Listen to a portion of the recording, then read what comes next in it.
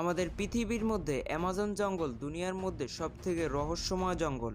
কারণ সমুদ্রের পর একমাত্র অ্যামাজন জঙ্গলই আছে যেটাকে বিজ্ঞানীরা সম্পূর্ণরূপে খোঁজ করেনি। তাই অনেকে মনে করে থাকে যে লাখ লাখ বছর আগে বিলুপ্ত হয়ে যাওয়া প্রাণীগুলো এখনও অ্যামাজন জঙ্গলের মধ্যে আছে। তবে যাই হোক, বিজ্ঞানীরা অ্যামাজন জঙ্গলে একটি অদ্ভুত নদী খুঁজে বের করেছে, যেই নদীর পানি 24 ঘন্টায় ফুটন্ত পানির মতো গরম থাকে, যেটাকে বিজ্ঞানীরা the boiling river of Amazon forest নাম দিয়েছে।